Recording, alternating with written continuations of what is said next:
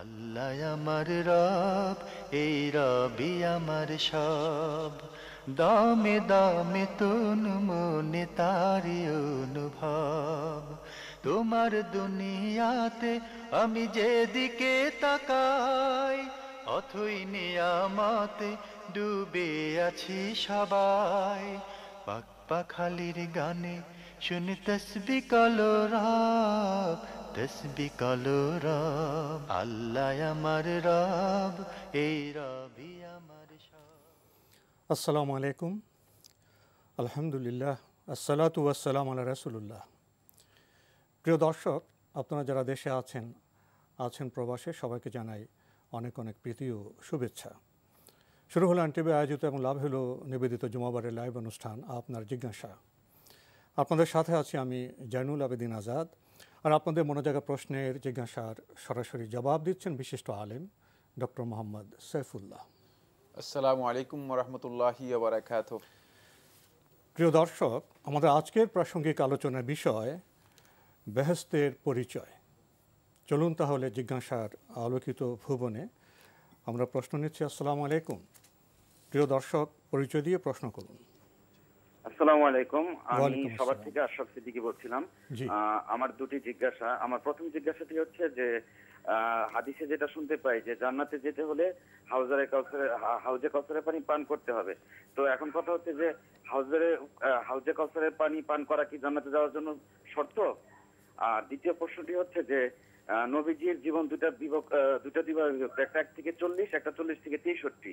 এখন আমরা অনুসরণ করব কোনটা, 1 থেকে 40 না নবুয়তের পরবর্তী বাকি এই 23 বছর?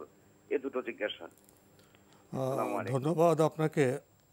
আপনি জান্নাত প্রসঙ্গে কথা বলেছেন। আমাদের আজকের প্রাসঙ্গিক আলোচনার বিষয়েও জান্নাতের পরিচয়।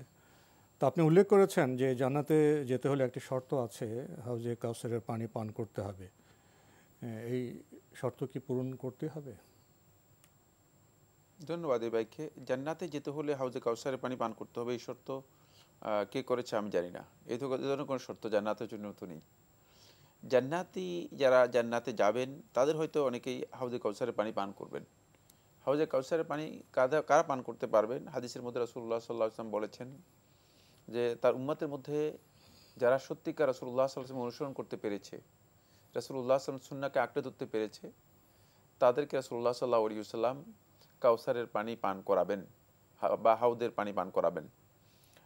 এবং তারা যখন এই পানি পান করবে, রাসূলুল্লাহ সাল্লাল্লাহু আলাইহি ওয়াসাল্লাম হাদিসের মধ্যে বলেছেন লা ইয়াদমাউ বাদাহু আবাদা, এরপর তারা কখনো পিপাসার্ত হবে না। বাকি এই পানি থেকে বা এই পানি পান করানো থেকে বিতাড়িত হবে, বঞ্চিত হবে একদল লোক যারা রাসূলুল্লাহ সাল্লাল্লাহু আলাইহি ওয়াসাল্লামের সুন্নাহ তরিকা এটাকে লঙ্ঘন করেছে, অর্থাৎ বেদাত এবং নিজেদের মন গড়া দিন তৈরি করে অনুসরণ করেছে। সুহকান লিমান গাইয়ারা বাদি, অথবা লিমান বাদ্দালা বাদি, যে দূর হও যারা আমার পরে আমার দিনকে পরিবর্তন করেছো। এখান থেকে বোঝা যায় যে এটা আল্লাহ তাআলার পক্ষ থেকে একটি মর্যাদার বিষয়, যেটা হাশরের ময়দানে আল্লাহ সুবহানাহু ওয়া তাআলা তার রাসূল সাল্লাল্লাহু আলাইহি ওয়াসাল্লামকে এই মর্যাদা দিবেন। কিন্তু এর জন্য শর্ত নয় যে জান্নাতীদের জন্য জান্নাতে প্রবেশ করার জন্য কাউসারের পানি পান করতে হবে, এটা শর্ত নয়। আমরা জানলাম বিষয়টি সম্পর্কে। প্রিয় দর্শক, আপনি আরেকটি প্রশ্ন করেছেন। নবী সাল্লাল্লাহু আলাইহি ওয়াসাল্লামের জীবনীকে আপনি দুই ভাগে ভাগ করতে চেয়েছেন, 1 থেকে 40 এবং 40 থেকে 63। তো ওনার জীবনের কোন অংশকে আপনি অনুসরণ করবেন, এটি হলো প্রশ্ন। নবী সাল্লাল্লাহু আলাইহি ওয়াসাল্লামের জীবনের অনুসরণযোগ্য গোটা জীবনই রাসূলুল্লাহ সাল্লাল্লাহু আলাইহি ওয়াসাল্লাম পুরোটাই অনুসরণযোগ্য। লাকাদ কানা লাকুম ফি রাসূলিল্লাহি উসওয়াতুন হাসানাহ, আল্লাহ রাসূলের মধ্যেই তোমাদের জন্য উত্তম আদর্শ রয়েছে। এই আয়াতের মধ্যে আল্লাহ সুবহানাহু ওয়া তাআলা এই কথা বলেন না যে 1 থেকে 40-এর মধ্যে রয়েছে নবুয়ত পূর্ববর্তী ভাগ করেন নাই। নবুয়ত পরবর্তী অথবা পূর্ববর্তীকে ভাগ করেন নাই। মা কাবলাল বিআসা, নবুয়তের আগের যে জিন্দেগি ছিল রাসূলুল্লাহ সাল্লাল্লাহু আলাইহি ওয়াসাল্লামের, সেটাও পরিচ্ছন্ন জীবন ছিল। কিন্তু সেখানে রাসূলুল্লাহ সাল্লাল্লাহু আলাইহি ওয়াসাল্লামের ইনস্ট্রাকশন ওহীর মাধ্যমে ছিল না। খুব ভালো করে খেয়াল করতে হবে। সেখানে আল্লাহ রাব্বুল আলামিন রাসূলুল্লাহ সাল্লাল্লাহু আলাইহি ওয়াসাল্লামকে আল্লাহ তাআলা হেফাজত করেছেন, ইসমত দিয়েছেন, পবিত্রতা দিয়েছেন। বাকি নবুয়তের পরবর্তী জীবনটা হচ্ছে পুরাটাই ওহী। নবুয়তের পরবর্তী জীবন পুরাটাই ওহী, যেহেতু ওহীর মাধ্যমে রাসূলুল্লাহ সাল্লাল্লাহু আলাইহি ওয়াসাল্লাম বলেছেন এবং করেছেন।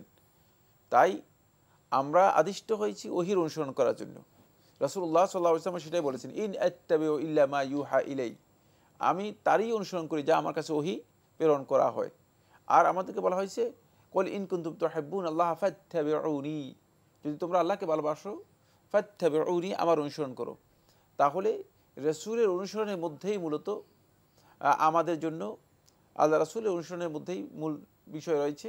আর অনুসরণের মূল যে বিষয়গুলো ওহির মাধ্যমে যেগুলো এসেছে, সেগুলো এসেছে নবুয়তের পরে। তাই নবুয়তের পরের জীবনটি অত্যন্ত গুরুত্বপূর্ণ আল্লাহ রাসূল সাল্লাল্লাহু আলাইহি ওয়াসাল্লামের।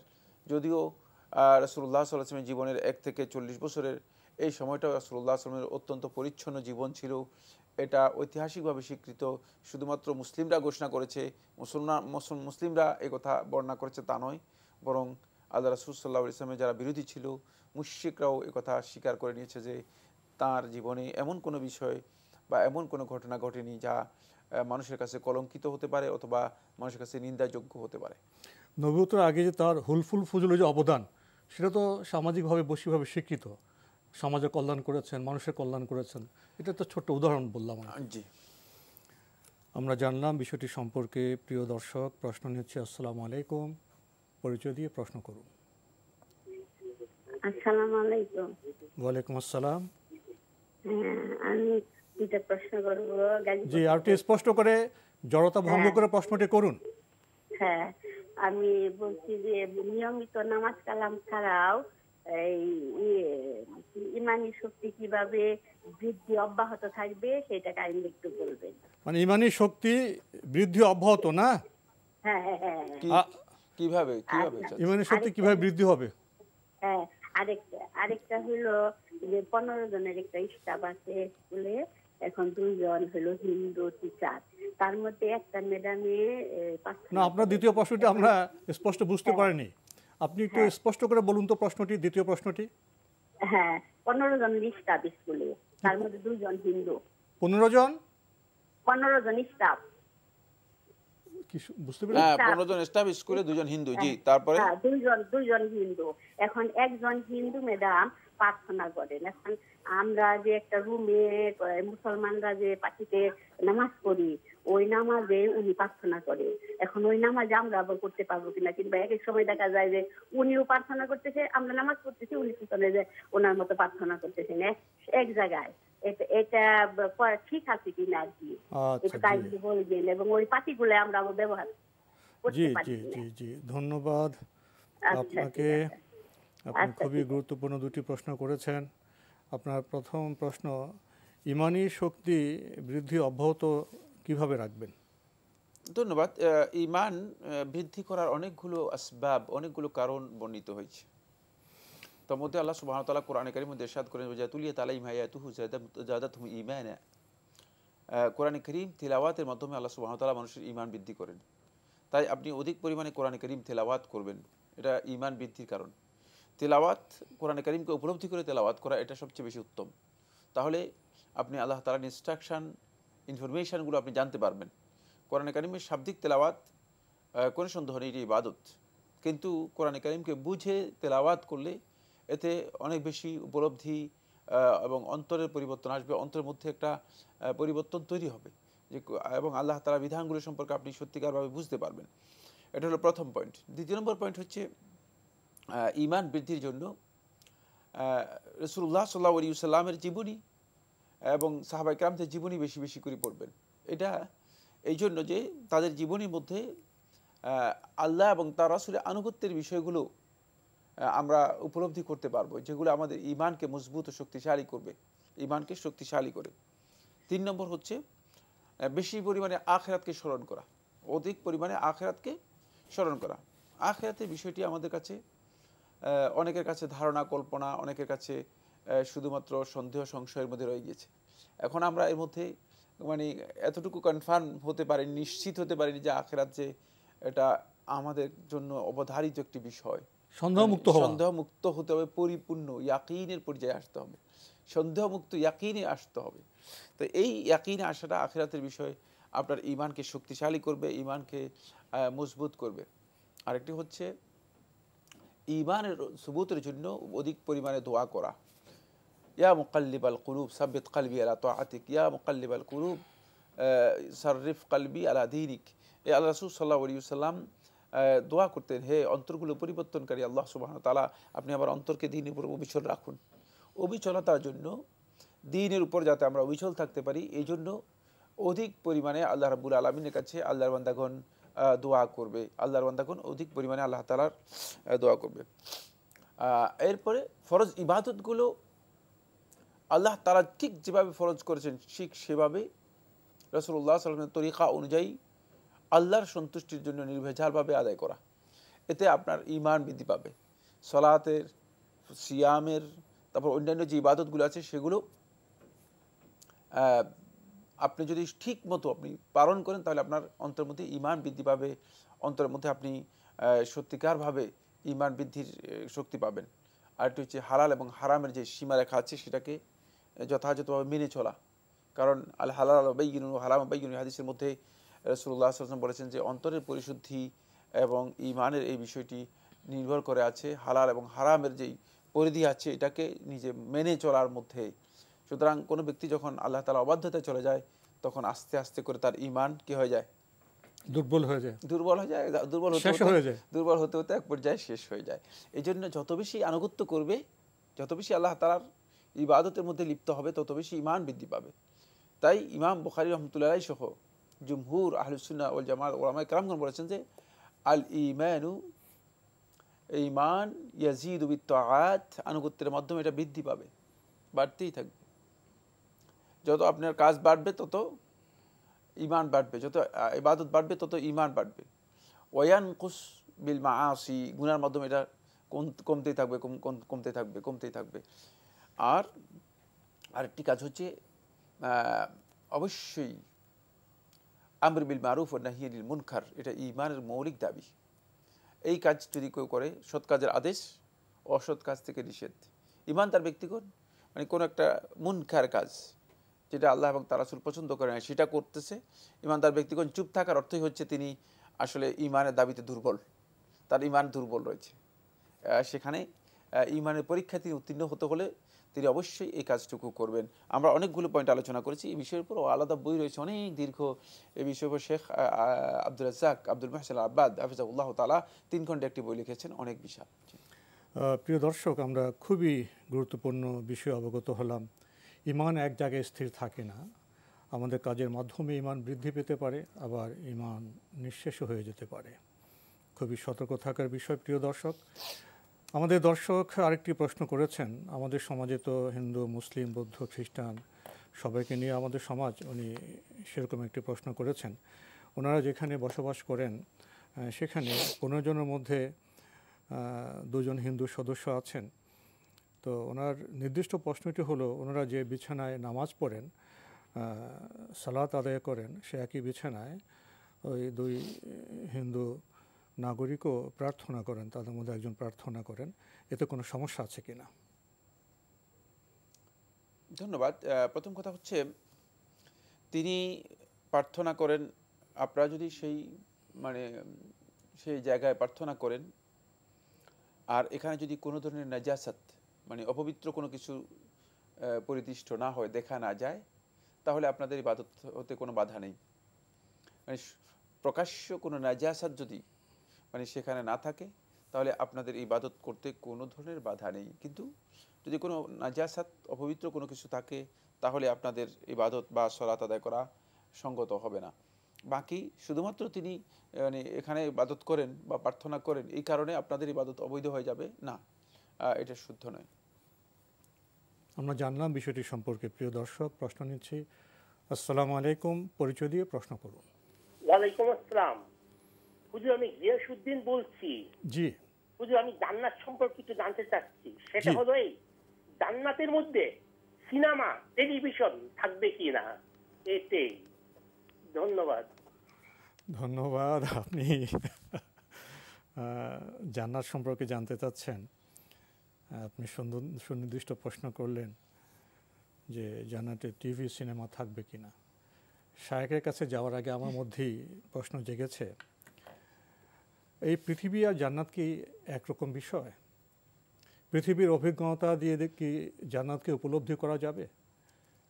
পবিত্র কোরআনে জান্নাতের যে বর্ণনা, তার সাথে কি পৃথিবীর কোনো তুলনা হয়? টিভি সিনেমাতে আমরা কি দেখি? আমরা কোন গল্পগুলো দেখি? কীরকম গল্প দেখি? মানবিক চিন্তার স্তরে যে বিন্যাস, উন্নয়নের যে উৎকর্ষ, তার সাথে বর্তমান সময়ের সভ্যতার টিভি, সিনেমা, সিরিয়ালের পার্থক্য কতটুকু? জান্নাত যেখানে কোনো অপবিত্র থাকবে না, যেখানে আমাদের জৈবিক যে অশ্লীলতা, তাড়না, সেগুলো থাকবে না। আমরা এই খুবই ক্ষুদ্র এই সামান্য টিভি সিরিয়ালকে আমরা জান্নাতে পাবো কোন, এই প্রশ্ন যখন আমাদের মধ্যে আসে, তখন উপলব্ধি করা যায় এই সীমিত বস্তুগত পৃথিবীর সাথে জান্নাতের পার্থক্যকে, জান্নাতের জীবনের যে মহার্ঘ যে উন্নতি, সে সম্পর্কে আমাদের ধারণা নেই।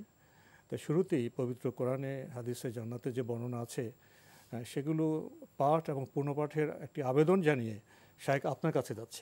ধন্যবাদ এই ভাইকে, খুবই চমৎকার প্রশ্ন করেছেন। কারণ যিনি যেভাবে রুচি, সে রুচিতেই মানে তিনি আগাবেন। যার কাছে শুটকি পছন্দ, তিনি মনে করেন যে আমাকে শুটকি দিলে আমার খুব ভালো লাগবে। মানে আমরা দুনিয়ার জীবনকে আখিরাতের জীবনের সাথে মানে এখানে গিয়ে মার্চ করে ফেলছি। তো এ ভাই এই জন্য টেলিভিশন অথবা কি সিনেমা ইত্যাদির কথা বলেছেন। আল্লাহ রাব্বুল আলামিন এমন একটি কথা বলে দিয়েছেন যে কথায় খুবই স্পষ্ট, ফালা তা'লামু নাফসুন মা উখফিয়া লাহুম মিন কুররাতি আ'য়ুন জাযাআন বিমা কানু ইয়ামালুন। কোন ব্যক্তি জানে না মা উখফিয়া লাহুম, যে তাদের জন্য আল্লাহ তাআলা সেখানে কি গোপন করে রেখে দিয়েছেন, কি সংরক্ষিত রেখেছেন। মিন কুররাতি আ'য়ুন, তাদের চক্ষু শীতল করার জন্য। আপনার জান্নাতে এই টেলিভিশনে কি চক্ষুই শীতল হয়, বরং চক্ষু গরম হয়ে যায়, চোখে ক্ষতি হয়। চক্ষু শীতল করে যে এমন জিনিস রাখা হয়েছে যেটি কোনো নফস কোনো দিন জানে না।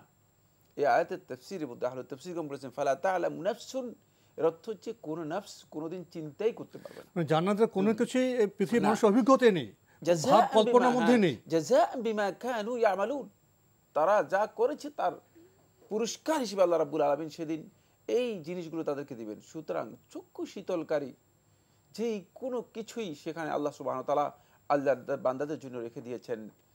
কিন্তু বান্দার রুচি, দুনিয়ার রুচি হওয়ার কারণে তিনি সিনেমা এবং টেলিভিশনের রুচির কথা উল্লেখ করেছেন, সেটা হয়তো সেখানে বান্দার জন্য থাকবে না। আল্লাহ তাআলা আমাদেরকে বুঝার তৌফিক দান করুন। সিনেমা, টেলিভিশন এগুলো তো কিছুই না, এগুলো তো আসলে দুনিয়ার এই আসবাব, একেবারেই এগুলো তো কল্পনা, চিত্রকল্প। জান্নাতের যে আবহাওয়া, জান্নাতের যে ঝর্ণা, জান্নাতের যে ফুল, জান্নাতের যে খাবার, সৌন্দর্য, সংক্ষিপ্ত পরিসরে যে বর্ণনা হয়েছে, তা কি পৃথিবীর মানুষের কোনো অভিজ্ঞতা আছে সেগুলো? না, প্রশ্নই আসে না, এর কোনো তুলনা দেওয়ার বিষয় নেই। আল্লাহ সুবহানাহু ওয়া তাআলা বান্দাদেরকে সেখানে বান্দারা যা চাইবেন তা দেবেন। এবং জান্নাত আসলে দুনিয়ার যে বিষয় রয়েছে এগুলো দিয়ে কল্পনা করা এটি একেবারেই অযাচিত। সেখানে আমাদের রুচি, অভিরুচি, মান এটা অন্যরকম হয়ে যাবে।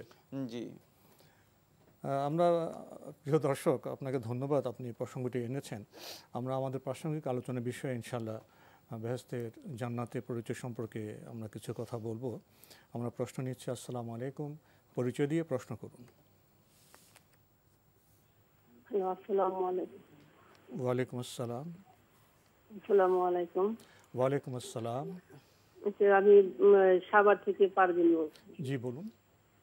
আমি ফরজ নামাজের তাসবিহ আছে, এর মধ্যে একটা বইতে আছে হুয়াল হাইউল কায়ুম, এটা সকাল ফরজ নামাজের সময় 7 বার করে পড়ে, তারপরে 33 বার আলহামদুলিল্লাহ, 33 বার সুবহানাল্লাহ, 34 বার আল্লাহু আকবার এটা পড়ি।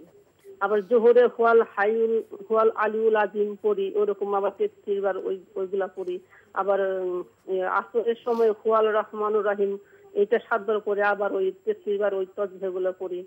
আবার মাগরিবে হুয়াল গাফুরুর রহিম আর ইশার হুয়াল লাতিফুল খবীর, এগুলা কি পড়া যাবে? তারপরে কি 33 বার আলহামদুলিল্লাহ, 33 বার সুবহানাল্লাহ, 34 বার আল্লাহু আকবার, এগুলা তো পড়া যাবে। কিন্তু এই 7 বার করে যে তাসবিহগুলো, এই যে হুয়াল হাইউল কাইয়ুম, হুয়াল আলিউল আজিম, হুয়াল রহমানুর রহিম, হুয়াল গাফুরুর রহিম, হুয়াল লাতিফুল খবীর, এগুলাও কি পড়া যাবে 7 বার করে? একটা প্রশ্ন হলো যে মহিলাদের জুমার নামাজ কোন সময় বাসায় পড়বো? তো মসজিদে যাওয়ার কোনো পদ্ধতি নেই এখানে, তাহলে বাসায় কোন সময় পড়বো বা কিভাবে পড়বো একটু জানার ইচ্ছা ছিল। ধন্যবাদ আপনাকে। আপনি কিছু নামাজে তাসবির কথা বলেছেন, উল্লেখ করেছেন, এগুলো পড়তে পারবেন? না, ফরজ সালাতের পরে আপনি যে তাসবিরগুলো উল্লেখ করেছেন, মানে ফজরের পরে, যোহরের পরে, আসরের পরে, মাগরিবের পরে, হুয়াল আলিউল আজিম, হুয়াল হাইয়ুল কাইয়ুম, হুয়ার রহমানুর রহিম, হুয়াল গাফুর রহিম, হুয়াল লতিফুল খবির, এশা নামাজের পরে যা উল্লেখ করেছেন এগুলো হাদিস দ্বারা সাব্যস্ত হয়নি। সুতরাং এগুলো পড়া বেদাত হবে, এগুলো পড়া বেদাত হবে। কিন্তু এগুলো আল্লাহ তাআলার নাম। এখন হয়তো কেউ আমাকে প্রশ্ন করতে পারে যে কি বলতেছেন আপনি, আল্লাহ তাআলার নাম, এগুলো বেদাত হবে কেন? মানে ওই সময় নির্দিষ্ট করার কারণে, নির্দিষ্ট করে নেওয়ার কারণে। রাসূল তো নির্দিষ্ট করেননি, রাসূলুল্লাহ সাল্লাল্লাহু আলাইহি ওয়াসাল্লাম নির্দিষ্ট করেন নাই। মানে এটা কিন্তু আপনি যে কোনো সময় পড়তে পারবেন। আপনি যদি এটাকে নির্দিষ্ট না করেন আপনি যে কোনো সময় পড়তে পারবেন। কিন্তু আপনি যেহেতু ফজরের সময় হুয়াল আলিউল আজিম, যোহরের সময় হুয়াল হাইয়ুল কাইয়ুম, আসরের সময় হুয়ার রহমানুর রহিম, মাগরিবের সময় হুয়াল গাফুর রহিম, এশার সময় হুয়াল লতিফুল খবির, তাও এটা নির্দিষ্ট করেছেন। খুব ভালো করে খেয়াল করেন, মানে টাইমিংটা আপনি নিজের পক্ষ থেকে তৈরি করেছেন। সেকেন্ড, এটাকে আবার 7 বার করেছেন, মানে এটাকে আপনি আবার একটা নির্দিষ্ট সংখ্যায় নির্দিষ্ট করেছেন। মানে এই যে নির্দিষ্ট করার তাহদিদ, মানে বিধান দিয়ে দিলেন, বিধান তৈরি করলেন। এই বিধান কে দিয়েছে? এই বিধান আল্লাহ এবং তার রাসূলের কাছ থেকে প্রমাণিত হয়নি, হাদিস দ্বারা প্রমাণিত হয়নি। এই কারণে এই কাজটি সঙ্গত হবে না, সুন্নাহ সম্মত হবে না। কারণ যে কোনো ইবাদতের জন্য তাহদিদ করতে হলে, সুনির্দিষ্ট করতে হলে, সংখ্যা হোক, সময় হোক, স্থান হোক, মানে এটাকে যদি এবং এর বৈশিষ্ট্য যদি নির্দিষ্ট করতে হয় তাহলে অবশ্যই দলিল থাকতে হবে। যেহেতু এর অবশ্যই দলিল নেই, কোনো ধরনের হাদিস, সহিহ হাদিস দ্বারা সাব্যস্ত হয়নি, এই যে নির্দিষ্টকরণ, এই নির্দিষ্টকরণ বৈধ নয়, এটা সুন্নাহ সম্মত নয়, বরং বিদআত হবে। তাহলে নির্দিষ্ট না করে যে কোনো সময় এগুলো পড়তে পারবেন। বাকি আপনি যে কোনো সময়, এগুলো আল্লাহ তাআলার মহিমান্বিত নাম, শুধু ভালো নাম। ওয়াল হাইয়ুল কাইয়ুম, এটাকে শেখুল ইসলাম ইবনে তাইমিয়া রাহমাতুল্লাহ আলাইহি, ইবনুল কাইয়িম রাহমাতুল্লাহ আলাইহি বলেছেন এটা আল্লাহ তাআলার মানে ইসমুল আজম হিসেবে উল্লেখ করেছে। সুতরাং মানে এটা অত্যন্ত মহিমান্বিত একটি নাম। তারপরে হুয়া রহমানুর রহিম, এটা ইবনুল কাইয়িম রাহমাতুল্লাহ আলাইহি এবং আর দুইজন আলেম বলেছেন যে এটা হচ্ছে আল্লাহ তাআলার ইসমুল আজম। এ নিয়ে মানে এগুলো তো আল্লাহ তাআলার মহিমান্বিত নামগুলোর মধ্যে অন্যতম। সুতরাং এটাকে আপনি আপনার মন মতো করলে এটা প্রবৃত্তির অনুসরণ, সুন্নাহর বাহিরে প্রবৃত্তির অনুসরণ করার কোনো সুযোগ নেই। এই কারণে এই কাজটি বেদাত হবে। আমরা বিরতিতে যাব, এর আগে ওনার দুটি বিষয় আছে। উনি আরেকটি বিষয় বলেছেন যে ফরজ নামাজের শেষ সুবহানাল্লাহ, আলহামদুলিল্লাহ, আল্লাহু আকবার, এগুলো পড়তে পারবেন কিনা? না, এগুলো তো পড়তে পারবেন, এগুলো তো হাদিস দ্বারা সাব্যস্ত, এগুলো পড়তে পারবেন। এগুলো নিয়ে আমাদের বক্তব্য নেই যে এগুলো হাদিস দ্বারা সাব্যস্ত, এগুলো আপনি পড়তে পারবেন। আরেকটি প্রশ্ন করেছেন জুমা নামাজ প্রসঙ্গে, মহিলারা বাসায় কিভাবে জুমা নামাজ আদায় করবেন? মহিলাদের জুমা বাসার নামাজ পড়বে না, মহিলারা জোহরের সালাত আদায় করবে। জোহরের আজান হওয়ার পরে বা জোহরের ওয়াক্ত হওয়ার পরেই তিনি জোহরের সালাত বাসায় আদায় করবেন। তিনি জুমার জন্য অপেক্ষা করবেন না। জুমার জন্য অপেক্ষা করা মহিলাদের জন্য শর্ত নয়, কারণ মহিলাদের উপর জুমা ওয়াজিব নয়, এটা ইজমা এর মাধ্যমে সাব্যস্ত হয়েছে। এ ব্যাপারে নস্স রয়েছে। রাসূলুল্লাহ সাল্লাল্লাহু আলাইহি ওয়াসাল্লাম বলেছেন 3 দল ব্যক্তির উপর জুমা নেই, তার মধ্যে আল মারআতু ওয়াল আবদু ওয়াল মুসাফির, গোলাম, মুসাফির এবং নারী, এদের উপর জুমা নেই। সুতরাং এক্ষেত্রে যদি মহিলারা জুমাতে অংশগ্রহণ না করে তাহলে তারা জুমা যেহেতু নেই, তারা জোহরের সালাত আদায় করবে এবং সেটা ঘরে আদায় করবে। আদায় করলেই ওয়াক্ত হলেই আদায় করতে পারবেন। এর জন্য মানে জুমার জন্য অপেক্ষা করতে হবে আজানের না। মানে অনেকে দেখা যায় যে এটা প্রশ্ন আসছে এই জন্য, যেহেতু অনেকে দেখা যায় আমাদের সমাজের মধ্যে আছেন যারা মনে করেন যে জুমার সালাত শেষ হয়ে তারপরে জোহর আদায় করতে হবে। না, জুমার সালাতের শেষ হওয়ার জন্য মহিলাদের অপেক্ষা করার কোনো প্রয়োজন নেই। উনি প্রসঙ্গত উল্লেখ করেছেন ওনাদের ওইখানে মহিলাদের জুমা নামাজের ব্যবস্থা নেই। যেখানে জুমা নামাজের মহিলাদের ব্যবস্থা আছে সেখানে তো যেতে পারবেন, অবশ্যই যেতে পারবেন। যেখানে ব্যবস্থা নেই সেখানে যাবেন, সেখানে বাসায় জোহর পড়বেন। যেখানে ব্যবস্থা আছে সেখানে যেতে কোনো বাধা নেই। আমাদের আজকের প্রাসঙ্গিক আলোচনার বিষয় বেহেশতের পরিচয়, এ বিষয়ে কিছু বলবেন? ধন্যবাদ। বেহেশতের পরিচয় আমরা তো জানি, বেহেশতকে আল্লাহ সুবহানাহু ওয়া তাআলা কোরআনে কারিমে জান্নাত বলেছেন। জান্নাত, জান্নাতুন শব্দের বহুবচন। জান্নাতুন শব্দ হচ্ছে এমন বাগ বাগিচা যেখানে গাছগাছালি সহ মানে তলদেশ দিয়ে ঝর্ণা এবং নদ নদী প্রবাহিত। মানে এর বাস্তবতা তো আল্লাহ সুবহানাহু ওয়া তাআলা সবচেয়ে ভালো জানেন। এটা হলো এর স্বাভাবিক প্রকৃতি, আমাদের বোঝার জন্য, আমাদের বোঝার জন্য আল্লাহ সুবহানাহু ওয়া তাআলা এটাকে এইভাবে উল্লেখ করেছেন। এটা হচ্ছে স্বাভাবিক প্রকৃতি যেটা আল্লাহ সুবহানাহু ওয়া তাআলা উল্লেখ করেছেন। এটাকে আল্লাহ সুবহানাহু ওয়া তাআলা বলেছেন ওয়াইদাত লিল মুত্তাকিন, মুত্তাকিদের জন্য আল্লাহ রাব্বুল আলামিন তৈরি করে রেখেছেন। মানে জান্নাত এখনও প্রস্তুত রয়েছে, জান্নাতকে আল্লাহ রাব্বুল আলামিন প্রস্তুত করে রেখেছেন, জান্নাত আছে। এবং হাদিস দ্বারা প্রমাণিত হয়েছে যে এটা সপ্ত আসমানের উপরে রয়েছে, আল্লাহ রাব্বুল আলামিনের আরশের নিচে। আল্লাহ সুবহানাহু ওয়া তাআলা সবচেয়ে ভালো জানেন। মানে এর অতিরিক্ত তথ্য দেওয়ার মতো তথ্য আমাদের কাছে নেই, যেহেতু আমরা সুন্নাহর বাইরে কোনো বক্তব্য দেওয়ার অধিকার রাখি না। বাকি হাদিসে কুদসির মধ্যে আবু হুরায়রা যেটা বর্ণনা করেন, রাসূলুল্লাহ সাল্লাল্লাহু আলাইহি ওয়াসাল্লাম ইরশাদ করেছেন যে আল্লাহ তাআলা বলেছেন আ'আদাতু লিইবাদিয়াস সালিহিন, আমি আমার নেক বান্দাদের জন্য তৈরি করে রেখেছি মা লা আইনুন রাআত, যা কোনো চোখ কখনো দেখেনি, ওয়ালা উযুনুন সামিআত, কোনো কান কখনো শুনেনি, ওয়ালা খাতারা আলা কালবি বাশার, যা কোনো মানুষের কোনোদিন অন্তরের মধ্যে কল্পনা আসেনি, অভিজ্ঞতার মধ্যে নেই। না, তাহলে এই যে জান্নাতের যে চিত্র, মানে আল্লাহ তাআলা কোরআনে কারীমের মধ্যে বিভিন্ন জায়গায় উল্লেখ করেছেন, সেগুলো শুধুমাত্র আল্লাহর বান্দাদের জন্য তাকরিব করা হয়েছে, মানে কাছাকাছি একটা বোঝার জন্য একটা উদাহরণের মতো পেশ করা হয়েছে। বাকি সেটা কোনোভাবেই মানে এমন নয় যে মানে জান্নাতীরা বুঝতে পারবে, মানে আমরা বুঝতে পারবো যে জান্নাত এমন এমন হবে, যেমন দুনিয়ার যেই স্বাচ্ছন্দ্য আনন্দ রয়েছে সে আনন্দের মতো হবে। এই যে জান্নাত, এই জান্নাতকে আল্লাহ সুবহানাহু ওয়া তাআলা কোরআনে কারীমের মধ্যে অনেকভাবে চিত্রায়িত করেছেন। এর অনেকগুলো মানে আল্লাহ রাব্বুল আলামিন নাম উল্লেখ করেছেন। এই নামগুলো হচ্ছে জান্নাতের দারাজাত, গ্রেড, তার মধ্যে স্তর। এর সর্বোচ্চ স্তর হচ্ছে আল ফিরদাউস।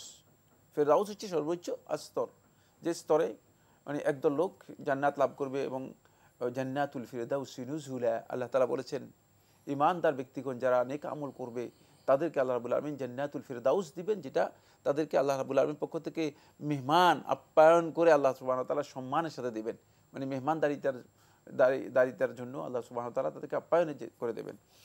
তো এই ধরনের এই জান্নাতুল ফিরদাউসের মধ্যে আল্লাহ সুবহানাহু ওয়া তাআলা সেখানেও প্রত্যেকটা মানে বান্দাদের জন্য গ্রেড রেখেছেন। রাসূলুল্লাহ সাল্লাল্লাহু আলাইহি ওয়াসাল্লাম একটি হাদিসের মধ্যে ইরশাদ করেছেন ওয়াইন্না ফিল জান্নাতি লামিআতা দারাজা, জান্নাতের মধ্যে মানে 100টি কি রয়েছে, গ্রেড রয়েছে। তাহলে বোঝা যাচ্ছে জান্নাতের দারাজাতগুলো মানে আল্লাহ রাসূল সাল্লাল্লাহু আলাইহি ওয়াসাল্লাম বলেছেন যে 100টি দারাজাত গ্রেড রয়েছে। কিন্তু এই হাদিস থেকে মানে আবার এই কথা বলার সুযোগ নেই যে শুধুমাত্র 100টি গ্রেড রয়েছে।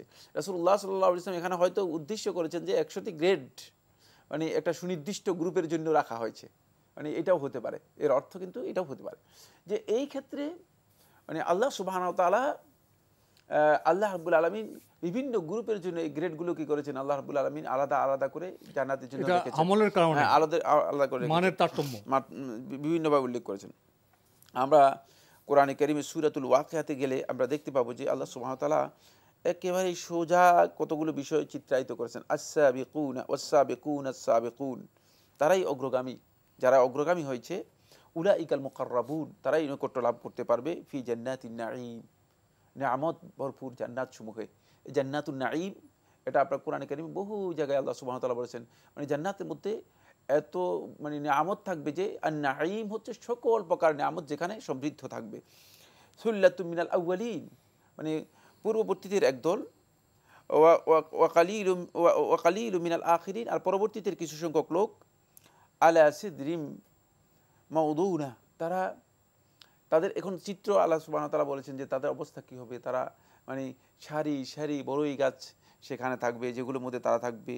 তারপরে মুত্তাকিইনা আলাইহা, তারপরে এগুলোর মধ্যে তারা নিজেরা হেলান দিয়ে বসবে। তারপর মুতাকাবিলিন, মুখোমুখি হয়ে বসবে।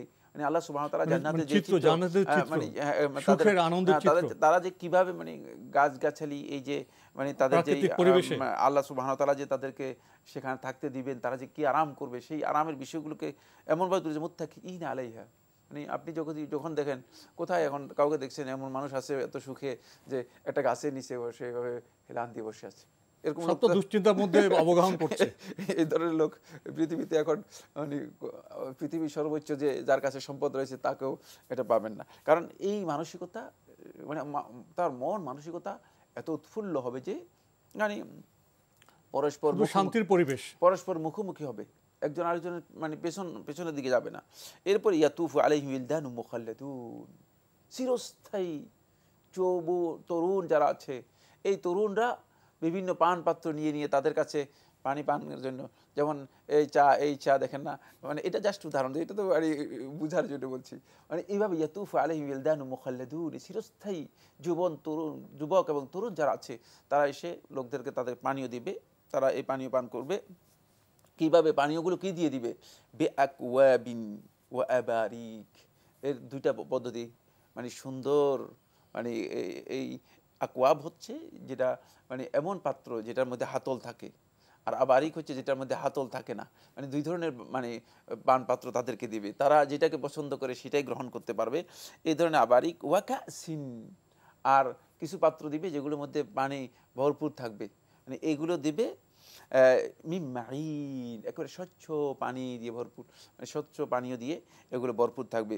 লা ইউসাদ্দাউনা ফিহা আনহা ওয়ালা ইউনজাফুন, কোনো ধরনের হেডেক, কোনো ধরনের চিন্তা, কোনো ধরনের ব্যথা, দুশ্চিন্তা, কোনো কিছু তাদের মানে হারানোর কোনো ভয়, মানে দুশ্চিন্তা বলতে কিছুই থাকবে না তাদের কোনো।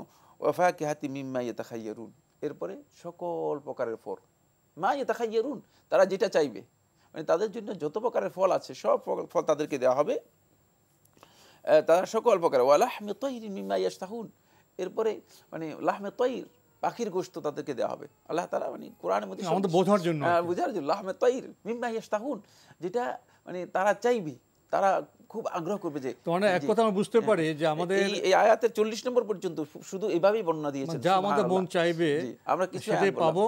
এবং বোঝাবার জন্য আমাদের বলা হচ্ছে পৃথিবীর সাদৃশ্য, কিন্তু তার যে মর্যাদা, স্বাদ সেটা অন্যরকম, সেটা আমাদের কোনো অভিজ্ঞতার মধ্যে নেই। এর কোনোটি পৃথিবীর কোনো মানে স্বাদের সাথে অথবা পৃথিবীর কোনো বস্তুর সাথে সাদৃশ্যপূর্ণ নয়, আল্লাহ তাআলা সবচেয়ে ভালো জানেন। আমরা শুনছিলাম বেহেশতের পরিচয় সম্পর্কে কিছু কথা, সময়ের কারণে আমরা সংক্ষিপ্ত করলাম। প্রিয় দর্শক, প্রশ্ন নিচ্ছি। আসসালামু আলাইকুম, পরিচয় দিয়ে প্রশ্ন করুন। লাইনে আছেন? জি, যে আপনার পরিচয় দিয়ে প্রশ্ন করুন।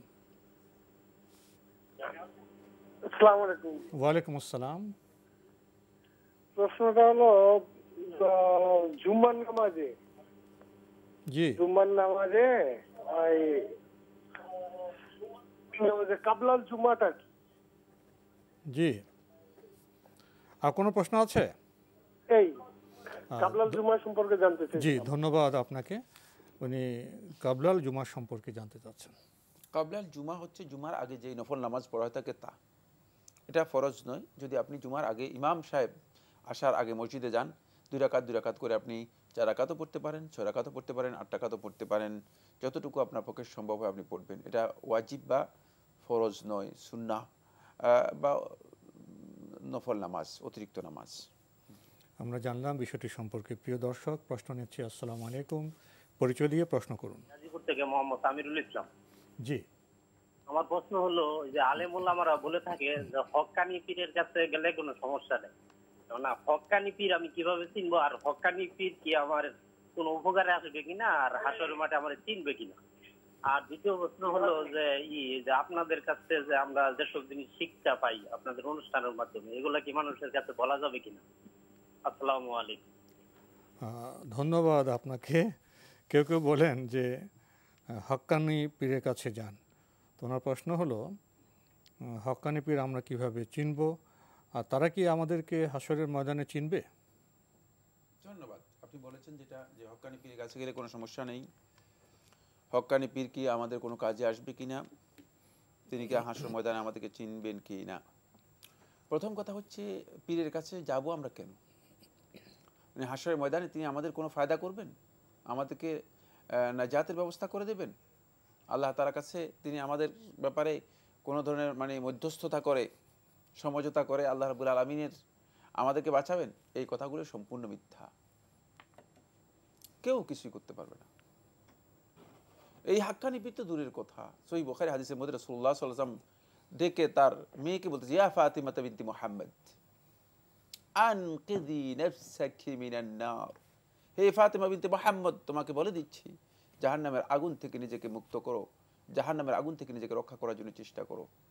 কারণ তুমি হয়তো মনে করেছো যে আমি মুহাম্মদ সাল্লাল্লাহু আলাইহি ওয়াসাল্লাম আমি এমনি বেঁচে যাবো।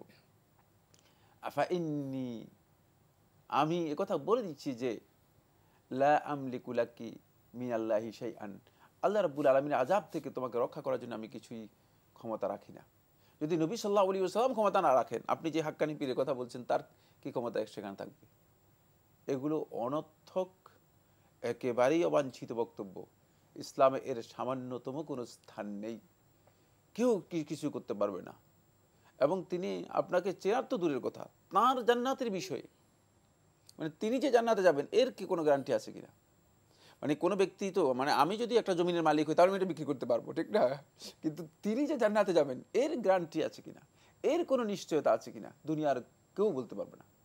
সুতরাং জান্নাতের জন্য, আখিরাতের নাজাতের জন্য, অথবা আপনাকে আখিরাতে আল্লাহ তাআলার সাথে মধ্যস্থতা করে আল্লাহর আযাব থেকে বাঁচিয়ে দিবে, এর জন্য যদি কোনো ব্যক্তি কোনো পীরের কাছে যায়, কোনো পীরের মুরিদ হয়ে থাকে, তাহলে সে পথভ্রষ্ট, বিভ্রান্ত এবং সে নিজের দ্বীনকে বিক্রি করে দিল।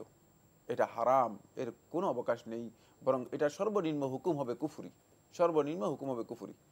কিন্তু এমনি যদি কোনো ব্যক্তি আলেমের কাছে যান, আলেম কাছ থেকে কোরআন এবং হাদিসের জ্ঞান নেন, সেটা জায়েজ, নসিহত নেন, নসিহত নেন, সেটা জায়েজ।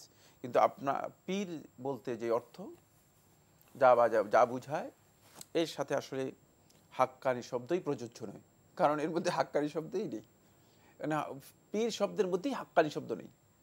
পীর হচ্ছে এমন একটা পদ্ধতি, যে পদ্ধতির মধ্যে বেদাত রয়ে গিয়েছে। তো বেদাতের মধ্যে হাক্কানিয়তের কোনো সুযোগই নেই। সুতরাং সতর্কতা অবলম্বন করতে হবে, আমাদেরকে বোঝার জন্য চেষ্টা করতে হবে। কারণ এই শব্দটা কোথা থেকে এসেছে? শব্দটাই তো আমাদের কাছে অপরিচিত, ইসলামের কাছে অপরিচিত। এই শব্দের কোনো ভিত্তি ইসলামের মধ্যে নেই, কোরআন এবং হাদিসের কোথাও নেই। সুতরাং এই শব্দের মধ্যেই মূলত অনেকগুলো ঝামেলা রয়ে গিয়েছে, যে ঝামেলার কারণেই মানুষ সেখানে গিয়ে বায়াত গ্রহণ করতেছে, নিজেকে বিক্রি করে দিচ্ছে। বায়াত মানে বিক্রি করা, তো নিজেকে বিক্রি করে দিচ্ছে। কিভাবে আপনি তার কাছে নিজেকে বিক্রি করতে পারেন? একজন ইমানদার ব্যক্তি, তিনি, তার জন্য কি জায়েজ আছে তিনি এভাবে কোন একজন ব্যক্তির কাছে গিয়ে নিজেকে বিক্রি করতে পারেন? ইসলাম এই ধরনের দিক নির্দেশনা দেয় না। হ্যাঁ, যদি আপনি কোনো ব্যক্তির গাইডেন্সে থাকেন, কোনো ব্যক্তির সোহবতে থাকেন, কোনো ব্যক্তির সাহচর্য গ্রহণ করেন, কোনো ব্যক্তির কাছে নসিহত গ্রহণ করেন, এগুলো জায়েজ, ইসলাম এটাকে নিষেধ করেনি। কিন্তু ছাত্র শিক্ষকের সম্পর্ক হতে পারে, অথবা আপনি একজন ভালোবাসেন, তার কাছ থেকে কিছু উপদেশ দিলেন, সেটা নিতে পারেন। কিন্তু তার কাছে গিয়ে মুরিদ হবেন, নিজেকে বিক্রি করবেন, তার কাছে গিয়ে মুক্তি দিয়ে দেবেন, বায়াত হবেন আর তিনি মুক্তি দিবেন, এই হচ্ছে একেবারেই মানে বিভ্রান্তির চূড়ান্ত পর্যায়ে। আর তিনি কিসের ভিত্তিতে মুক্তির এই প্রতিশ্রুতি দিতে পারেন? তার কাছে কি আছে যার কারণে তিনি প্রতিশ্রুতি পাবেন? যদি কেউ এই ধরনের প্রতিশ্রুতি দেন, তিনি সবচেয়ে বড় তাগুত, সীমালঙ্ঘনকারী এবং শয়তানেরই অনুচর। ওনার প্রশ্নে হাসর এই শব্দটি এসছে, পবিত্র কোরআনে হাসরের যে চিত্র অঙ্কিত হয়েছে, সেখানে কি পিতা পুত্রকে চিনবেন, কিছু করতে পারবেন, পুত্র পিতাকে চিনবেন, কিছু করতে পারবেন? সেখানে পীরের চিনার প্রশ্ন কিন্তু আসে, এটা তো পবিত্র কোরআনে হাসরের যে বর্ণনা তার সাথে তো মতো যাচ্ছে না, মিলছে না। না, ইয়াউমা ইয়াফিরুল মারউ মিন আখিহি ওয়া উম্মিহি ওয়া আবিহি ওয়া সাহিবাতিহি ওয়া বানিহি, আল্লাহ তাআলা কোরআনের মধ্যে সব পালিয়ে যাবে, মানে ভাই পালিয়ে যাবে, বোন পালিয়ে যাবে, মা পালিয়ে যাবে, বাপ পালিয়ে যাবে, মানে দেখলে কেউ তো কাউকে চিনবে না, কেউ কাউকে, মানে পরিস্থিতিকে ভয়াবহ, ভয়ঙ্কর। ইয়াউমা ইযিন বাইনাহুম, সেদিন তাদের মধ্যে কোনো ধরনের সম্পর্কের কোনো কিছুই থাকবে না, যেটা স্থায়ী সম্পর্ক, মানে সেটা বিচ্ছিন্ন হয়ে যাবে। আর এখানে এই সম্পর্কের তো কোনো প্রশ্নই আসে না, কোনো প্রশ্নই আসে না। উনি আরেকটি প্রশ্ন করেছেন যে আপনার জিজ্ঞাসা আমার যে কথাগুলো বলছি কোরআন হাদিসের ভিত্তিতে যে আহ্বান জানাচ্ছি, সেগুলি কি উনি মানুষকে বলতে পারবেন? বলতে নিষেধ করব কেন? বলতে পারবেন না? উনি প্রশ্ন করেছেন। বলতে পারবেন তো, অবশ্যই, কেন বলতে পারবেন না? আমরা কোরআন এবং হাদিসের বাইরে একটি শব্দ আমরা বলার চেষ্টা করি না। আমাদের এখানে একটাই বিষয়, সেটা হলো কোরআন এবং হাদিসের যে বক্তব্য রয়েছে এর থেকে এক চুল আমরা বাইরে গিয়ে কোনো বক্তব্য দেই না, আমরা চেষ্টা করি। সেক্ষেত্রে এই বক্তব্য মানুষের কাছে পেশ করতে, তুলে ধরতে, মানুষকে এদিকে আহ্বান করতে কোনো ধরনের বাধা নেই। আমরা তো কোনো মানুষকে উদ্ধৃত করি না। আমরা যে কোনো বিষয়ে যখন উপসংহারে যেতে চাই, প্রিয় দর্শক, আমরা পবিত্র কোরআন এবং হাদিসকে অবলম্বন করি। তাহলে কোরআন হাদিস সমৃদ্ধ যে বক্তব্য আমরা যারা জানবো, সেটা তো মানুষের কাছে পৌঁছানো আমাদের দায়িত্ব। বলা যাবে তো অবশ্যই। আমরা প্রশ্ন নিচ্ছি। আসসালামু আলাইকুম, পরিচয় দিয়ে প্রশ্ন করুন। জি, আসসালামু আলাইকুম। ওয়ালাইকুম আসসালাম। জি, আমার নাম জাহাঙ্গীর কবির, আমি এলিফ্যান্ট রোড থেকে বলছি। জি, আমার এক বন্ধু বলল যে তার দাদা নাকি সন্ধ্যাবেলা গাছে আজান দিত, এইটা নাকি শুনতে পাইতো আর কি। হ্যাঁ, কিন্তু এই ব্যাপারটা আমি একটু ইসলামের দৃষ্টিতে ক্লারিফিকেশনটা একটু জানতে চাইছি। আপনার প্রশ্ন বুঝতে পারিনি, আজান কে দিত? গাছে নাকি সন্ধ্যার পরে আজান দেয়। ও, গাছ আজান দেয় সন্ধ্যার পরে? সন্ধ্যার পরে, এবং সেটা নাকি তার মানে দাদা নাকি শুনতে পেতেন আর কি। ও, এই ব্যাপারটা আসলে আমার কাছে মানে ক্লিয়ার হয়নি। আচ্ছা, ঠিক আছে, ঠিক আছে। জাস্ট এটা ইসলামিক ব্যাখ্যা। আপনার তো একটা প্রশ্ন, আর কোনো প্রশ্ন আছে? জি না, এটাই। জি, ধন্যবাদ। আপনার প্রশ্ন হলো গাছ সন্ধ্যার পরে আজান দেয় এবং ওনার বন্ধুর দাদা সেটা শুনতে পেতেন, এর কোনো ভিত্তি আছে কিনা? না, কোনো রেওয়ায়েত সাব্যস্ত হয়নি যে গাছ আজান দেয়, কিন্তু এটা সাব্যস্ত হচ্ছে ওয়াইন মিন শাইইন ইল্লা ইউসাব্বিহু বিহামদি রাব্বিহি ওয়ালাকিন লা তাফকাহুনা তাসবিহাহুম। আল্লাহ সুবহানাহু ওয়া তাআলা ইরশাদ করেন কোরআন কারীমের মধ্যে, ওয়াইন মিন শাইইন, এই সৃষ্টি জগতের মধ্যে যা কিছু আছে, ওয়াইন মিন শাইইন ইল্লা ইউসাব্বিহু বিহামদি রাব্বিহি, আল্লাহ রাব্বুল আলামিনের প্রশংসার মাধ্যমে তারা আল্লাহ তাআলার পবিত্রতা ও স্তুতি বর্ণনা করে যাচ্ছে। ওয়ালাকিন লা তাফকাহুনা তাসবিহাহুম, তোমরা এগুলোর তাসবিহ বুঝো না। সুতরাং এই তাসবিহ বুঝা বা শোনা এটা আমাদের পক্ষে সম্ভব নয়, কিন্তু প্রত্যেকটি জিনিসই যেগুলোর মধ্যে জীবন রয়েছে সবগুলো জিনিসই আল্লাহ রাব্বুল আলামিন তাসবিহ করে যাচ্ছে। আর এখান থেকে প্রমাণিত হয় যত পদার্থ মানে যত সৃষ্টি জগৎ রয়েছে, সমস্ত সৃষ্টি জগতের মধ্যে কি রয়েছে? জীবন রয়েছে। সমস্ত সৃষ্টি জগতের মধ্যে আল্লাহকে সিজদা করে, পাথরে সিজদা করে। জীবন না থাকলে সিজদা করতে পারে না। আর সূরাতুর রহমানের মধ্যে আল্লাহ সুবহানাহু ওয়া তাআলা ইরশাদ করেছেন, আন-নাজমু ওয়াশ-শাজারু ইয়াসজুদান, আন-নাজম তারকারাজি সমূহ, ওয়াশ-শাজার সমস্ত গাছগাছালি সমূহ, ইয়াসজুদান আল্লাহ রাব্বুল আলামিন সিজদা করে থাকে। সুতরাং আল্লাহ তাআলা এটা স্পষ্ট করে বলে দিয়েছেন সিজদা করে থাকে। কিভাবে সিজদা করে থাকে সেটা আল্লাহ সুবহানাহু ওয়া তাআলা সবচেয়ে ভালো জানেন। আমরা সব বিষয়ে আমাদের মানে যেখানে আমাদের তথ্য নেই সেখানে আমরা অতিরিক্ত কথা বলতে পারবো না, কিন্তু রাসূলুল্লাহ সাল্লাল্লাহু আলাইহি ওয়াসাল্লামের কোনো হাদিস অথবা কোরআনে কারীমের কোনো আয়াত এই কথা প্রমাণ করেনি যে গাছ আজান দিয়ে থাকে অথবা মানুষ শুনতে পায় বা শুনতে পাবে। এই ধরনের কথা কোনো বিষয় সহিহ কোনো বর্ণনার মাধ্যমে সাব্যস্ত হয়নি। আমরা জানলাম বিষয়টি সম্পর্কে। প্রিয় দর্শক, প্রশ্ন নিচ্ছি। আসসালামু আলাইকুম, পরিচয় দিয়ে প্রশ্ন করুন। আসসালামু আলাইকুম। ওয়ালাইকুম আসসালাম। আমি মিজানুর রহমান বলতেছি ঢাকা থেকে। জি ভাইয়া, বলুন। আমার দুইটা ছোট প্রশ্ন আছে।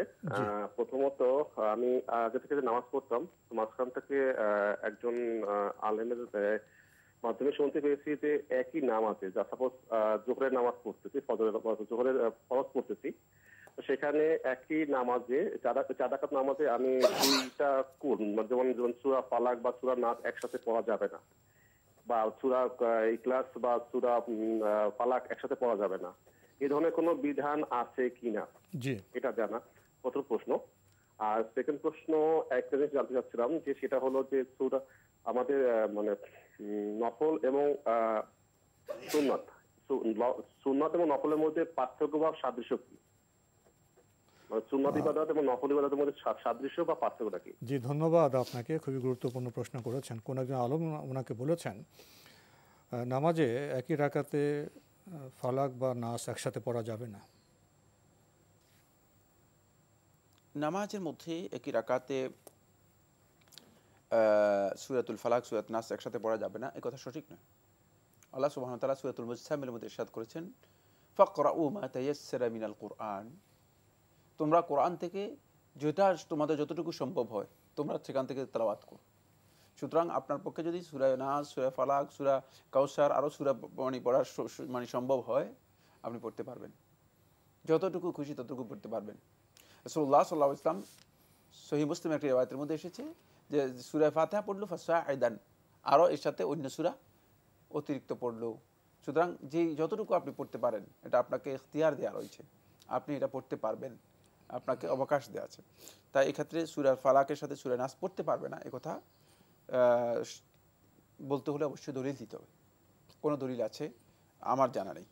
জি, আমরা বিরতিতে যাব, তবে তার আগে ওনার আরেকটি প্রশ্ন রয়ে গেছে। উনি জানতে চেয়েছেন নফল এবং সুন্নতের মধ্যে কোনো পার্থক্য আছে কিনা বা কোনো সাদৃশ্য আছে কিনা। নফল হচ্ছে অতিরিক্ত, মানে এমন ইবাদত যে ইবাদতগুলোকে অতিরিক্ত করা হয়েছে, ফরজ নয়, যেগুলো ফরজ নয়।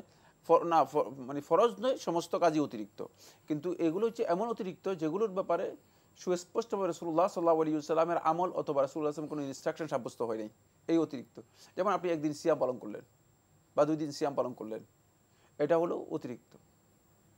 আর সুন্নাহ হচ্ছে যে আমল রাসূলুল্লাহ সাল্লাল্লাহু আলাইহি ওয়াসাল্লামের কাছ থেকে ইনস্ট্রাকশন পাওয়া গিয়েছে, রাসূলুল্লাহ সাল্লাল্লাহু পালন করেছেন, অতিরিক্ত কিন্তু উনি নির্দেশ হ্যাঁ দিয়েছেন অতিরিক্ত, বলেছেন।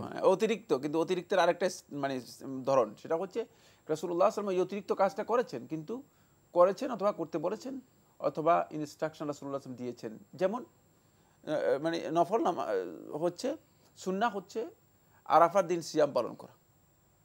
আরাফার দিন যদি কেউ সিয়াম পালন করতে তিনি সুন্নাহ অনুসরণ করলেন, সেটা কিন্তু নফল, অতিরিক্ত।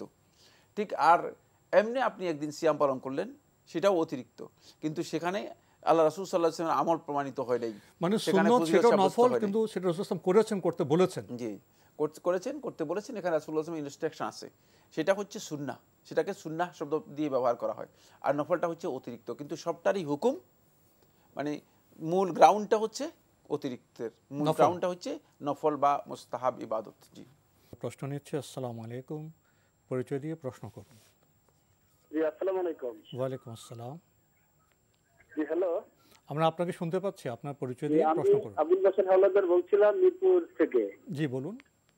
জি, আমার প্রশ্ন হলো যে আমরা যে জুমার নামাজে মসজিদে যাই, জি যাওয়ার জুমার নামাজ মসজিদে আমরা যাই যখন, তখন যে আমরা আগে তো ইমাম সাহেবের আগে যাই, আমরা যখন নফল নামাজ পড়ি বা কাবলাল জুমা পড়তে থাকি 2 রাকাত করে, তা ওই পড়ার আগে ওই ইমাম সাহেব যখন আসবে উনি 10 মিনিট আগে লাল বাতি জ্বালাই রাখে যে আর কেউ যেন সুন্নাত নামাজ না পড়তে পারে, এই আর কি, জি মিস করবেন না এই। আর আরেকটা প্রশ্ন। জি, রাখা তো বুঝলাম, ওটা মানে লালবাতি জ্বালানো ঠিক কেন, এটা তো আপনার প্রশ্ন, তাই না? হ্যাঁ, জি জি জি, জি, ঠিক ধন্যবাদ কিনা, জি। ধন্যবাদ। হ্যাঁ, আর দ্বিতীয় একটা প্রশ্ন। প্রশ্ন হলো মাগরিবের সময় আগে, এখন আবার একটা বয়ান করতেছে, মাগরিবের আজানের পরে ইমাম সাহেব একটা বয়ান করে যে হাদিস থেকে কোনো কথা বলে এই মাগরিবের সময় আর কি, আজানের পরে পরে, জি এইটা সঠিক কিনা? জি এখন এই আর কি। জি জি, ধন্যবাদ আপনাকে। আপনার প্রশ্ন হলো, জমাতে আপনারা আগে যান, নফল নামাজ পড়েন 2 রাকাত করে, তো ইমাম সাহেব আসার আগে 10 মিনিট আগে লালবাতি জ্বালিয়ে দেন, এটা ঠিক আছে কিনা?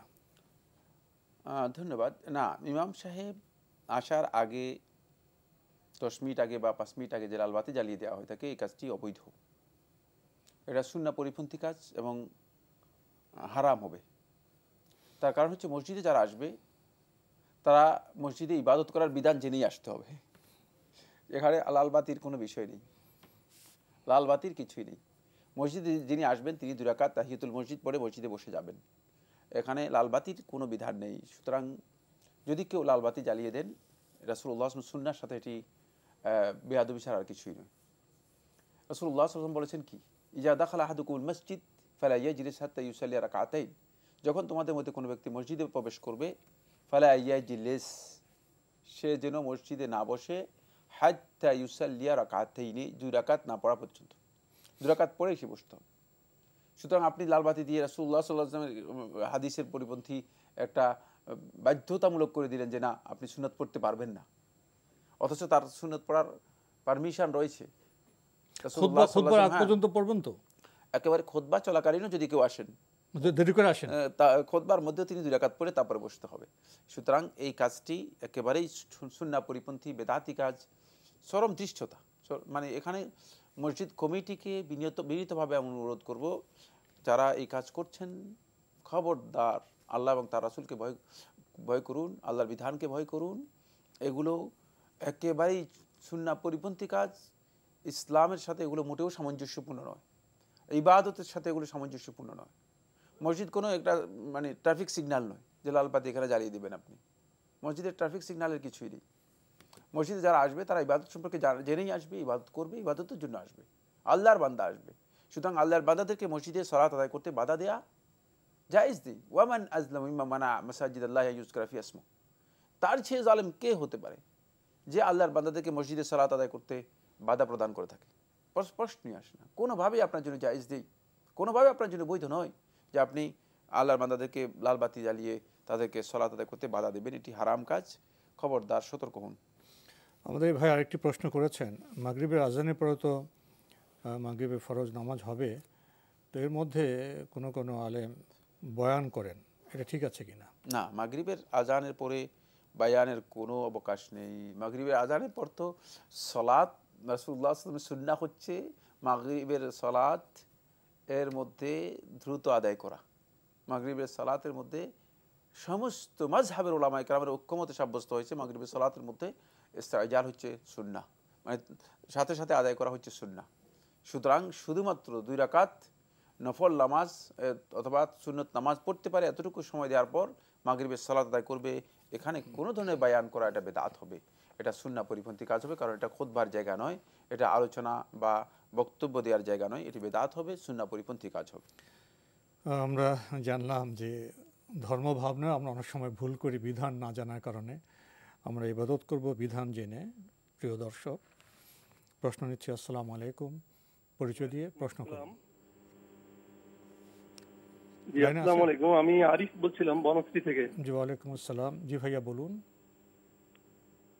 হ্যাঁ জি, আমি জানতে চাচ্ছি যে আমি যে বেতন পাই সেই বেতনের কত পার্সেন্ট আমার স্ত্রীর অধিকার আছে? আর কোনো প্রশ্ন আছে? না, আর কোনো প্রশ্ন নেই। খুব সুন্দর প্রশ্ন করেছেন। বেতন পান, আপনার বেতনের সাথে দায়িত্ব জড়িত আছে না, তো আপনি জানতে চেয়েছেন যে আপনার বেতনের কত পার্সেন্ট স্ত্রীর অধিকারে থাকবে। না, স্ত্রীর অধিকারের সাথে বেতনের পার্সেন্টেজ আসবে না। স্ত্রীর অধিকারের সাথে আসবে স্ত্রীর ভরণ পোষণ দিতে হবে, স্ত্রীর থাকার ব্যবস্থা করতে হবে, এবং তার যদি কোনো এমন প্রয়োজন দেখা দেয় যে প্রয়োজন মানে তিনি কোনোভাবে পূরণ করতে পারছেন না, চিকিৎসার প্রয়োজন হতে পারে, অন্য কোনো প্রয়োজন হতে পারে যেটা পূরণ করা দরকার, সেগুলো আপনি পূরণ করে দিবেন, যেটা বাধ্যতামূলক, এইগুলো আপনি করতে হবে স্ত্রীর জন্য। এখানে এত পার্সেন্ট তিনি আপনার বেতন থেকে মানে বেতনের অধিকার রাখবেন, এত পার্সেন্ট অধিকার রাখবেন না, এটা নয়। শুধুমাত্র এইগুলো হচ্ছে স্ত্রীর পাওনা, স্ত্রীর হক, সেগুলো আদায় করে দিবেন।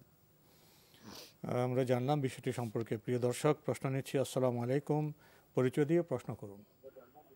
ওয়ালাইকুম আসসালাম ওয়া রাহমাতুল্লাহি ওয়া বারাকাতুহু। আমার নাম মোহাম্মদ আমিনুল ইসলাম, কুষ্টিয়া ফেড়ামারা থেকে বলছি। জি ভাইয়া বলুন। জি, আমরা আপনাকে শুনতে পাচ্ছি। আমার প্রশ্ন যে আমাদের মসজিদে তাবলীগ জামাত বলে একটা গ্রুপ আসে। জি, তারপরে ওনারা কিছু লোক আলোচনা করে এবং কিছু একজনের তসবিহ পড়ে এবং জিকির করে, এইগুলো জি এটা শরীয়ত সম্মত কিনা ওটা জানার জন্য প্রশ্নটা করেছি। তো আমাদের তো জানার বিষয় আছে ভাইয়া। তো আপনি যে প্রশ্ন করলেন যে এগুলো শরীয়ত সম্মত কিনা, তো ওনাদের কোনো কাজকে আপনার শরীয়ত বিরোধী মনে হয়েছে আপনার? এইটা ওই যে এগুলো শরীয়ত সম্মত, ওনারা যে একদিকে বসে যে একজন তসবিহ আর কিছু আলোচনা করে, এটা কতটুকু শরীয়ত সম্মত? তো ওনারা যে আলোচনা করেন, আলোচনার বিষয় কি, কোরআন হাদিস সম্মত না অন্য কিছু? আলোচনা করে কিন্তু মসজিদে এক সাইডে আবার তসবিহ জিকির করে, এগুলো কি ধারণা? কিছু জানার দরকার আছে। আচ্ছা, আমরা একেবারে শেষের দিকে চলে আসছি। ধন্যবাদ আপনাকে, পছন্দ পেয়েছেন। তিনি যে প্রশ্ন করেছেন যে আলোচনা করে থাকেন এবং জিকির করে থাকেন, আলোচনা জিকির দুইটাই জায়েজ, হারাম কিছুই নয়, কিন্তু সেই আলোচনা জিকিরের বিষয়বস্তুর উপর নির্ভর করবে যে বিষয়বস্তু সঠিক কিনা। বিষয়বস্তু যদি বেদাতি হয়ে থাকে বা পদ্ধতি যদি বেদাতি হয়ে থাকে তাহলে এটা জায়েজ নেই। কিন্তু আপনি স্পষ্ট করতে পারেন নাই আপনার বক্তব্য দিয়ে যে আসলে বিষয়বস্তু কি। তারা যে আলোচনা করে থাকে সে আলোচনা যদি বেদাতি আলোচনা হয় অথবা মানে শরিয়াহ সম্মত কোনো আলোচনা না হয়ে থাকে তাহলে এটা জায়েজ হবে না, এই ধরনের আলোচনা জায়েজ নেই। বাকি জিকির করে বলতে কি বুঝিয়েছেন সেটাও স্পষ্ট করেন না, জিকিরের তরিকা কি, সেই তরিকা যদি বেদাতি তরিকা হয়ে থাকে তাহলে এটাও জায়েজ হবে না। কিন্তু জিকির তো আল্লাহ তাআলার মানে করতেই বলেছেন, ইয়া আইয়ুহাল্লাযিনা আমানু যকুরুল্লাহ যিকরান কাসীরা, হে ইমানদারগণ তোমরা অধিক পরিমাণে জিকির করো। সুতরাং জিকির তো করা জায়েজ। বাকি আপনার প্রশ্নের মধ্যে প্রচ্ছন্নতা ও স্পষ্টতা ছিল, যার কারণে আমরা আসলে এই বিষয়টি স্পষ্ট করে বলতেও পারবো না। এই বিষয়গুলো নির্ভর করবে যে আসলে কি কাজ করে সুনির্দিষ্ট করে দিলেই আমরা আপনাকে স্পষ্ট করে ফতোয়া দিতে পারবো। না, আমাদের সমাজে একটি সমস্যা হলো, শুধু তাবলীগ প্রসঙ্গ নয়, আমাদের সমাজে তো অনেকেই নানাভাবে নানা নামে দিনের প্রচার করতে চাচ্ছেন, তো সবাই তো একরকম নয়। তো আমাদের সমাজের সমস্যা হলো, আমি যেটা করি এর বাইরে যদি কেউ কিছু করে সেটাকে অনেক সময় আমরা নেতিবাচক দৃষ্টিভঙ্গিতে দেখি। তো আপনি যেটা বললেন মূল বিষয় হলো এখন তো আর আমরা রসুলের যুগে বসবাস করছি না। রসুলের যুগে তো অন্য কোনো দাওয়াত তো কারোর পক্ষে সম্ভব না, সবাইকে রসুলের আনুগত্য করতে হবে। এখন আমরা বলতে পারি না যে আমারটাই আল জামাত, বলতে পারি না। প্রত্যেক মুসলমানের অধিকার আছে, কোনো ভাইয়ের অধিকার আছে, তারা সংঘবদ্ধ হয়ে কাজ করবেন। মূল বিষয়টা হলো তাদের কাজটা কোরআন এবং হাদিস সম্মত হচ্ছে কি না, এখানে আমাদের সমস্যা। আমরা মনে করি আমার বাইরে যারা আছে তারা বোধহয় ইসলামে নেই, কিন্তু আমাদের তো প্রশ্ন এটি আসা উচিত যে আমাদের যে ভাই যারাই ইসলামের প্রচার করছে তারা কোরআন এবং হাদিস সম্মত কিনা। এই জায়গায় আসলে বোধহয় আমাদের এই প্রশ্নগুলো কমে যাবে বোধহয়। হ্যাঁ, অর্থাৎ তিনি তার বক্তব্যে তিনি আসলে কি বলছেন, তিনি কি বক্তব্য দিচ্ছেন, সেটা যদি কোরআন এবং হাদিস সম্মত হয় থাকে তাহলে তার বক্তব্য হারাম বা নিষিদ্ধ বিষয় না, জায়েজ। সেক্ষেত্রে আমরা এতটুকুই বলতে পারি যে এই যে গ্রুপিং যেটা ইসলামে স্বীকৃত নয়, যেটা ইসলাম নিষেধ করেছে, এই দলাদলি মুক্ত হওয়ার জন্য মুসলিমদের চেষ্টা করা উচিত। এই দলাদলি যেটা বলেছেন, এই দলাদলি ইসলামকে সবচেয়ে বেশি ক্ষতিগ্রস্ত করেছে। তাই গ্রুপের দিকে আহ্বান করা যদি হয় তাহলে এই কাজটি ইসলামী শরিয়া অনুযায়ী সঠিক হবে না। মানে আমরা শুধু এখানে এই কথা বলতে পারি, কারণ যে কোনো ব্যক্তি বা গ্রুপ যদি ইসলামের আহ্বান জানায়, ইসলাম সম্মত হয়, সেটা ঠিক আছে, জানাতে পারবেন। জি, জানাতে পারবেন। জি, প্রিয় দর্শক, আমরা দেখছিলাম এনটিভি আয়োজিত এবং লাভ হলো নিবেদিত অনুষ্ঠান। আপনার জিজ্ঞাসার সময়ের কারণে আমরা আজকের প্রশ্ন নিতে পারছি না, তবে আপনাদের অবগতির জন্য জানাতে পারি আপনার জিজ্ঞাসা অনুষ্ঠানটি সপ্তাহে রবি, সোম, মঙ্গল, বুধ এই 4 দিন বিকেল 5:30 সম্প্রচার হয়ে থাকে। ওইসব অনুষ্ঠানে আপনাদের মনোজাগা প্রশ্ন চিঠির মাধ্যমে, ইমেলের মাধ্যমে পাঠাতে পারেন। আমাদের ঠিকানা পরিচালক আপনার জিজ্ঞাসা, এনটিভি, বিএসসি ভবন, 7ম তলা, 102 কাজী নজরুল ইসলাম এভিনিউ, কারওয়ান বাজার, ঢাকা 1215। ইমেল অ্যাড্রেস আপনার জিজ্ঞাসা @ntvbt.com। এছাড়া এনটিভি অনলাইনেও আপনারা আমাদের অনুষ্ঠান দেখতে পারবেন, ভিজিট করুন www.ntvbt.com। এছাড়া ইউটিউবে এবং ভেরিফাইড ফেসবুক পেজেও অনুষ্ঠান দেখতে পারবেন। প্রিয় দর্শক, সবশেষে রয়েছে গ্রন্থ পরিচিতি। আমাদের আজকের গ্রন্থের নাম রবিউল আউয়াল এবং মিলাদুন্নবী প্রসঙ্গ। গ্রন্থটি লিখেছেন ডক্টর মোহাম্মদ সাইফুল্লাহ।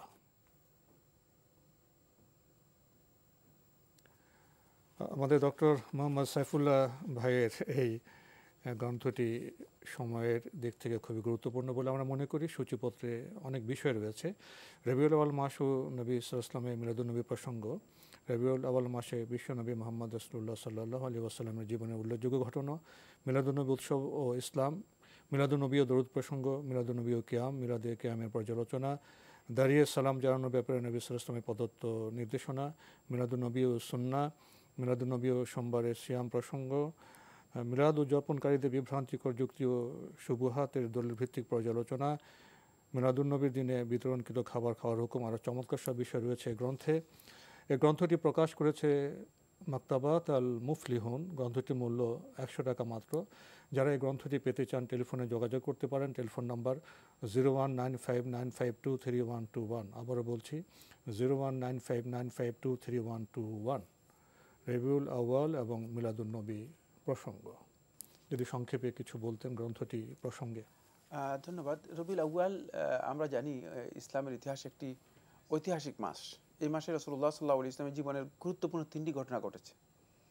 রাসূলুল্লাহ সাল্লাল্লাহু আলাইহি ওয়াসাল্লাম সহিহ হাদিসের মধ্যে বলেছেন।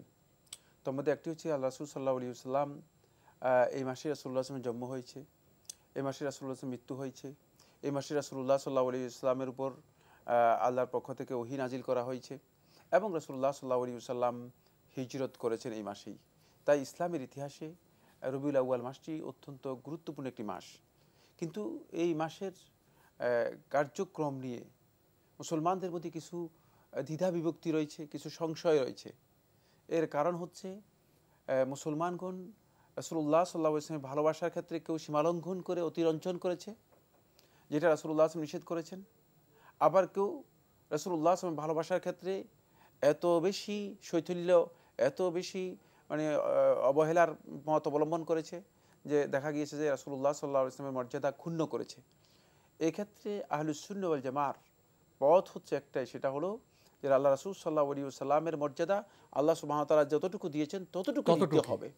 এর বাইরে উপরে উঠানো মানে রাসূলুল্লাহ সাল্লাল্লাহু আলাইহি ওয়াসাল্লামের মর্যাদা নষ্ট করা, আবার এর চেয়ে এক চুল নিচে রাসূলুল্লাহ সাল্লাল্লাহু আলাইহি ওয়াসাল্লামের মর্যাদা নামানো, এটাও আল্লাহ রাসূল সাল্লাল্লাহু আলাইহি ওয়াসাল্লামের সাথে অবজ্ঞা এবং বেয়াদবি ছাড়া কিছু না। সময়ের কারণে আমাদের আজকে এখানে শেষ করতে হচ্ছে। আপনাকে অনেক ধন্যবাদ। আপনাকে অনেক ধন্যবাদ। প্রিয় দর্শক, আসুন আপনার গ্রন্থ পাঠ করি, আলোকিত হই এবং সঠিক আচরণ করি।